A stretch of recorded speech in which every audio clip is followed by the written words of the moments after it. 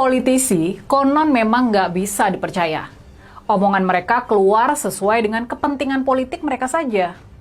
Nggak cuma Pak Jokowi yang seperti itu, yang omongannya nggak bisa dipegang. Mungkin hampir semua politisi seperti itu. Tapi di antara semua politisi, tampaknya memang Pak Jokowi ini yang paling mahir dalam urusan tipu-menipu ini.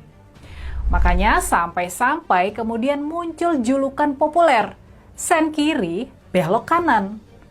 Sebuah istilah yang dipopulerkan oleh politisi P3, yakni Gus Romi, Muhammad Roma Hurmuzi. Jauh sebelumnya, majalah Tempo pernah membuat cover yang menyindir Pak Jokowi yang suka berbohong ini, yang nggak konsisten antara omongan dan tindakannya ini. Mereka menampilkan Pak Jokowi dengan bayangannya yang berhidung panjang seperti Pinocchio, boneka yang hidungnya bakal memanjang kalau berbohong. Ketika itu, majalah Tempo mengulas ingkar janji Pak Jokowi kepada para penggiat anti korupsi soal pemilihan pimpinan KPK atau Komisi Pemberantasan Korupsi. Waktu itu, Pak Jokowi sempat berjanji akan memperkuat KPK. Tapi pada kenyataannya, dia ikut arus melemahkan komisi tersebut.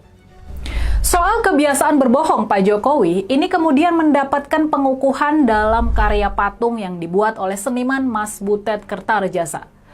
Patung tersebut menampilkan lelaki kurus dengan pakaian Raja Jawa seperti yang pernah dipakai oleh Pak Jokowi. Uniknya, lelaki tersebut punya hidung yang panjang seperti Pinocchio. Karya ini memang tidak menyebutkan bahwa patung tersebut adalah gambaran dari Pak Jokowi. Tapi kecerdasan kita tentunya bisa menarik garis hubungan di antara patung tersebut dan kritik kepada Pak Jokowi. Soal kebiasaan dan budaya berbohong dalam bungkus pencitraan, ini kemudian mendapat telaah tajam dari cendekiawan Sukidi dalam esainya yang bertajuk Pinocchio Jawa, yang kemudian viral di media sosial.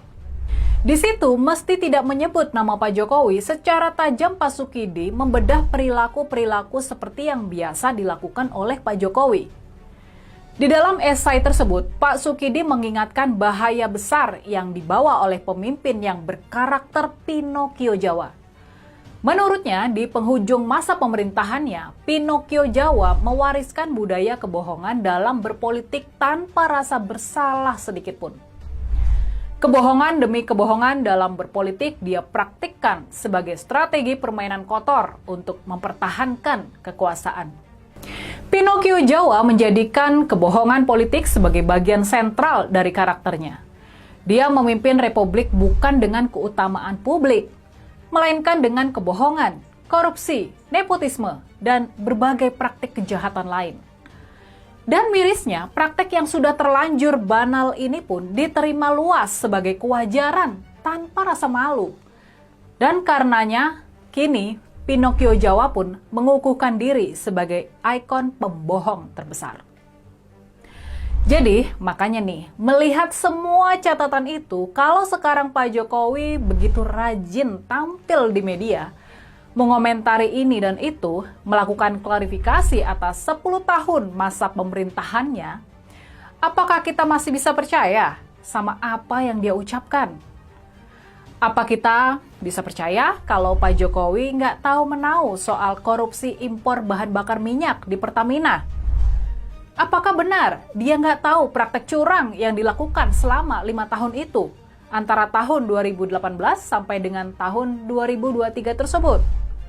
Lalu apakah kita bisa percaya kalau Pak Jokowi nggak tahu kalau Kang Emil nggak tersangkut korupsi dana iklan di Bank BJB antara tahun 2021 sampai dengan 2023?